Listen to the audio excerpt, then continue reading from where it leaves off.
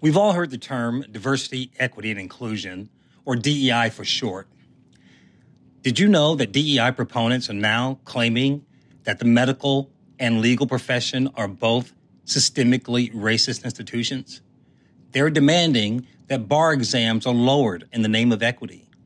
And they're also requiring that medical school entrance exams are lowered in the name of equity. At Take Charge, we oppose these measures vigorously. I took 2 bar exams in 2 different states in the same week, so it makes me upset to hear people say that people of color can't pass even one. I'm just baffled as to why more blacks aren't expressing outrage that the knee-jerk response to achievement gaps between blacks and whites is to demand that standards be lowered. As far as reducing the standards for medical school acceptance rates, I think it's a bad idea to do that as it pertains to minorities and blacks specifically. I think what it does is it sends the message that as African Americans, we are intellectually inferior, which really perpetuates a lie that we've been fighting for decades. In 2020, 66% of black people passed the bar exam and 88% of whites passed.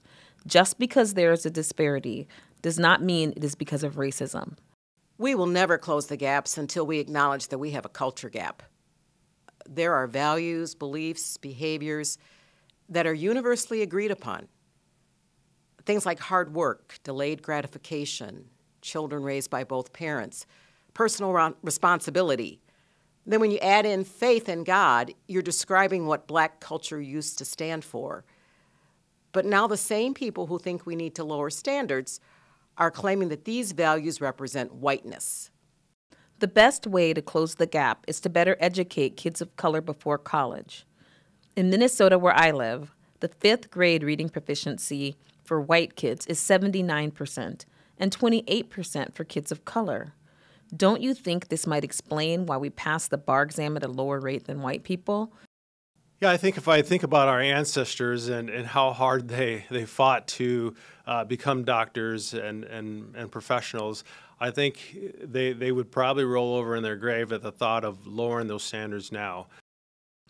The first black person passed the bar exam in 1844 in Maine, 21 years before slavery was abolished.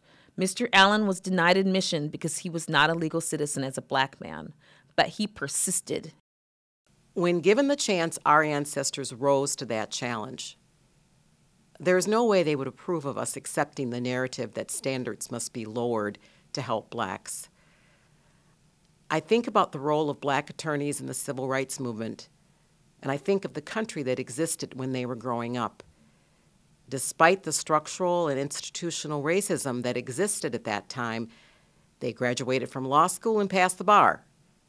Then they went out and used their profession to bring an end to legally sanctioned racism. If the bar wasn't an obstacle for them, why is it an obstacle today, decades after what they accomplished?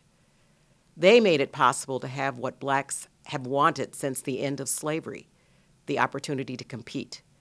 I keep thinking if those pioneering black attorneys came back to life and saw what was happening, they'd be outraged. Over the past 5 years, Americans believed that diversity, equity, and inclusion were good and noble attributes to achieve. Many did not realize that DEI is actually a Trojan horse with a hidden agenda that permeated throughout our society. DEI's real agenda is not to achieve a resolution to create harmony, but to create permanent division in our country, weaken trusted institutions, and paralyze our nation. At Take Charge, we warned Americans about DEI's agenda from the very beginning. Now more than ever, it's imperative we return to the basics that made our country a beacon for everyone, regardless of race.